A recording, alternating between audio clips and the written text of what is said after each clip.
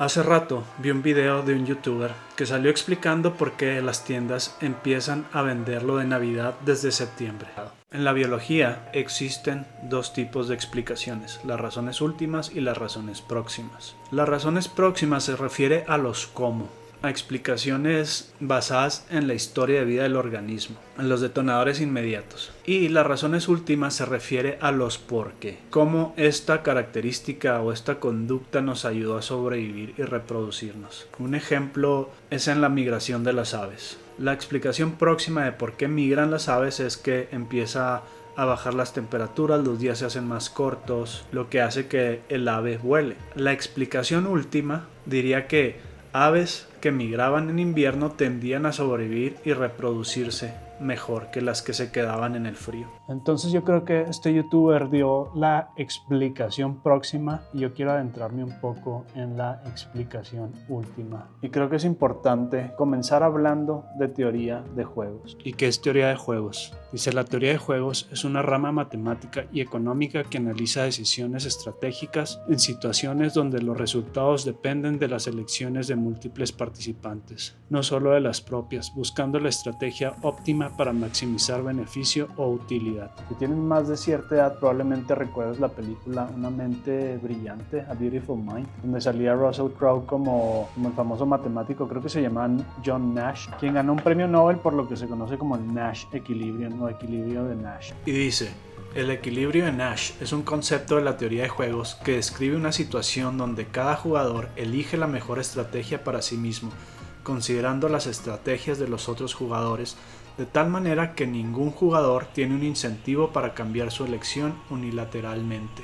Es un punto estable donde las decisiones de todos son una respuesta óptima a las demás, maximizando sus beneficios individuales dentro de un juego, es decir, es lo mejor que pueda obtener en base a cómo los otros se van a comportar. Por ejemplo, si quieres evitar el tráfico, puedes pensar, me voy a ir por el camino alterno. Y esto podría funcionar, pero si muchas personas piensan lo mismo, dejaría de ser efectivo. Uno decide cómo actuar en base a cómo actúan los demás. Y eso me lleva a otra parte que se llama la tragedia de los comunes. La tragedia de los comunes es un problema donde individuos que actúan por interés propio en un recurso compartido como pastos, pesca o aire limpio, y aquí podríamos agregarle al mercado, terminan agotándolo, perjudicando a todos a largo plazo, ya que el beneficio individual es mayor que su costo compartido, llevando a la ruina colectiva. Y aquí se traducen muchos problemas que vemos en nuestro diario vivir: tirar basura, pasarse los altos,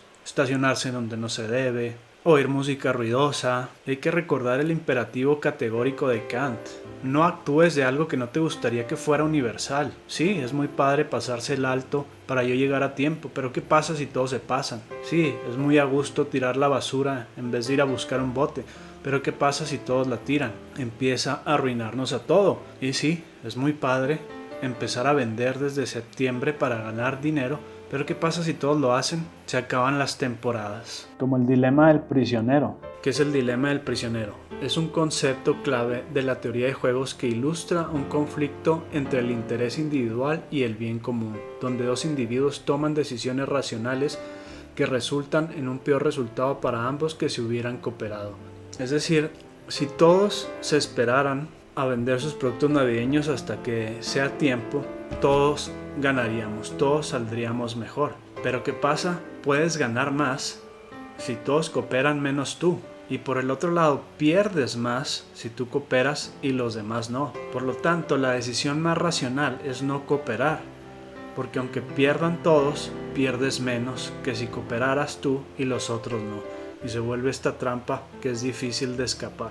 Creo que eso explica por qué las tiendas no pueden retrasar vender. Y es una tragedia de los comunes. ¿Por qué? Porque digamos que uno de los establecimientos dice, ok, yo voy a respetar la temporada, no voy a vender hasta diciembre o hasta noviembre. ¿Qué pasa si los demás no lo hacen? La gente va a ir a comprar a esos otros establecimientos y el que intentó actuar bien sale perdiendo. ¿Por qué decía lo de sabotear? Porque bueno, a lo mejor y te diste cuenta que la solución y el problema está en nosotros. Si nosotros nos propusiéramos, no voy a comprar artículos fuera de temporada, no voy a comprar pan de muertos en septiembre porque se supone que es un evento especial, las empresas dejarían de venderlo desde septiembre porque se les quedaría. Sin embargo, si lo compramos, lo reforzamos. Y esto se me hace también injusto porque, en mi opinión, han destruido las temporadas. Las temporadas solían significar algo, solían ser algo especial. Celebras el Día de Muertos, celebras el día de Halloween, celebras la temporada de Navidad, pero ahora es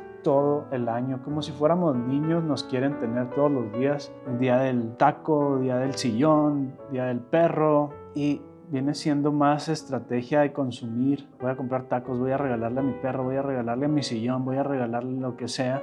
Nos hemos condicionado a siempre tener que estar en algo. Y bueno, espero te sirva. Adiós.